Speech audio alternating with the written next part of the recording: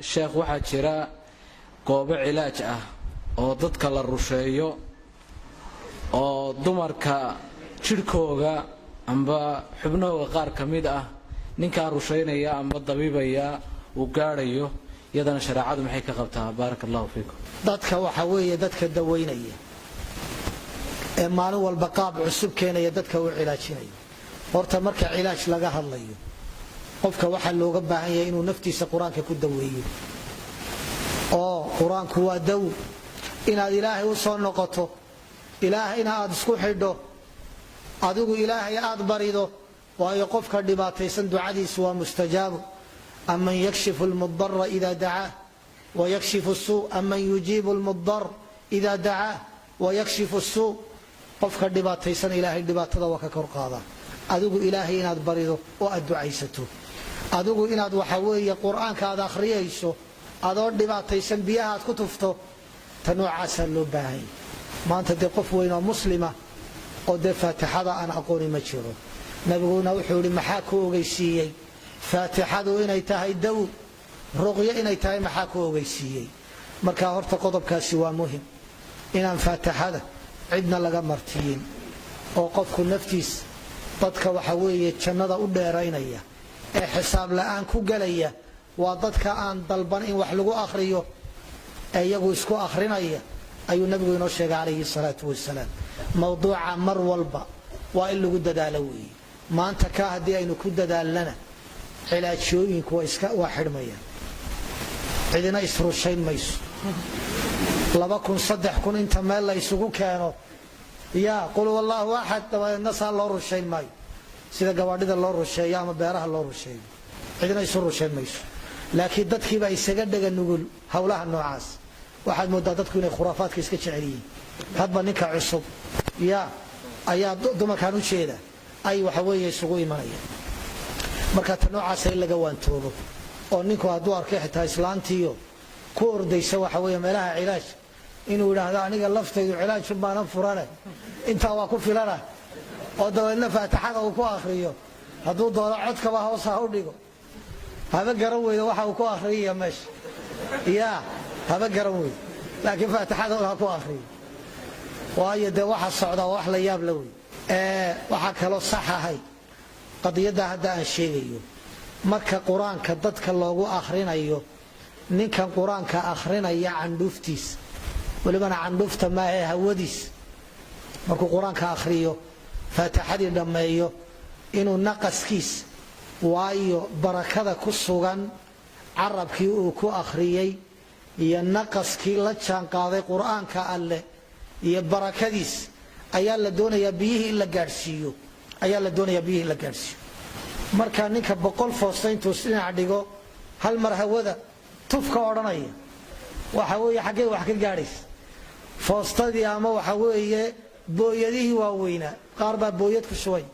dabeedna uu qaadanaya ku rushaynay 3 kun ku rushaynay waxa weeye da waxa ku sugan waa maxay quraankii la akhriyay walibana de waxa laga yaabaa kuwaas in badan oo kamid inuu ay ku mashquulsan yihiin lacagtii dadka laga qaaday business inay ka noqoto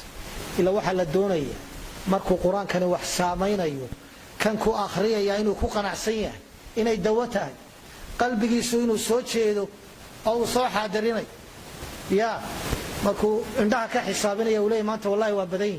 ka gaarsii in kala dibadda inoo taagan de isagoo aan niyeysnayn quraanku inuu wax lagu daweynayo ayuu waxa weeye hawada tufuka odhanay kan lagu daweynayo laftiisu waa inuu ku qanacsan yahay in badan oo dadka ka mid sheekh ayay ku qanacsan yihiin quraanka kuma qanacsan waayo haddii la yiraahdo ninkana kugu akhriya maya sheekh hebel baan doonay marka quraankii waxa kala weyn wadaadkaasa kala weyn wadaadkuna dawa ka durbaanka tuntay marka hawshaasina waa hawl ay fiican tahay laga hortago insha Allah ta'ala in halkeedana loo soo celiyo nabigu wuxuu yiri calayhi salaatu wasalaam markii la weydiiyay quraanka la isku tufayo qofka doonaya walaalkii inuu anfaco wax lacag lagu qaato ma dadkii horena lacag kuma qaadanay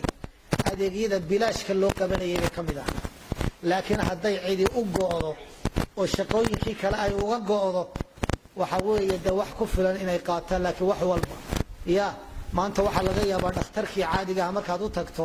$10 inaad kaga soo baxdo cilaajka haddaad u tagtana $50 inay kaa dhigaan wax yaroo isku dardaray buu odhanaya waa $30 ayuu waxa weeye odhanaya qofkuna waa qof dhibaataysan oo baahan in lagaga baqo waana qabaa wasaaraddii awqaafta joogta hawsha noocaasa in la xakameeyo iyadoo culimadii lala kaashanayo in la xadeeyo oo de maanta magaca culimada iyo diinta iyo quraan isku akhriska lacagtana uu ka furto waxa weeye tan noocaasa mas'uuliyad baa dadkeena inaga saaran hantidooda inaga saaran caafimaadkooda inaga saaran masaalixdooda iyo danahooda inaga saaran waa hawl loo baahan yahay insha Allah ta'ala walibana qofkii ilaahay ka baqaya ee si wanaagsan u galaya ee dadka u naxariisanaya waan kula talinayaa insha Allah ta'ala ee naftiisa huba inuu ka shaqeysto waa hawl markii la arkay waxa ku soo gabagabaynaya laba nin oo ardaydeeda kamid oo dhalinyaro ah baa maalin iyagoo ila tashanaya waxay yiraahdeen sheekh malcaamadii waxba waa ka soo bixi waalidiintiina fiigi iyo quraanka waxba ku bixin maayaan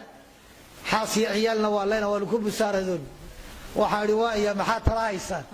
waxaan ugu talagalay cilaaj inaanu furanno waxaan ku uri wax walba qabta laakiin cilaajka ma yaban ku illa cilaajka mooyaane wax kale waayo waxaan ogahay ma indho kabo inay ka kululaanayaan oo niyadan wanaagsan ay leeyihiin dad xanuunsanayaan oo caawinayna inay meesha ka baxayso oo faataxadi ay noqonayso dahab ay noqonayso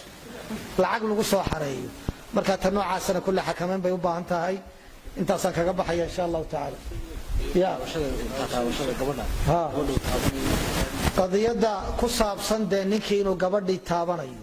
ninka dhakhtarka caafimaadka ah ee gabadhii qalaya cilaajku hay dambeey ee waxa weeye gabadhii daweynaya loo baahday qaliinka ku sameynaya isaga damba keeto waa loo baahan yahay laakiin ninkan waxa weeye oranaya faataxa ku akhrinaya cunaha qabanaya ama caloosha ku dhagaya ama gugujinaya ama laabta iyo waxa weeye naasaha ka feedhaya waxa weeye taasi waa ka badbadis weeye waxay ahayd hadduu ilaahay ka baqayo inuu xitaa waxa weeye odageeda ugu yeedho oo meesha u baahday isagu yiraahdo qabo uu yiraahdo ayay ahayd laakiin isaga inuu faraha la galayo fasabanaana baahina keeni mayso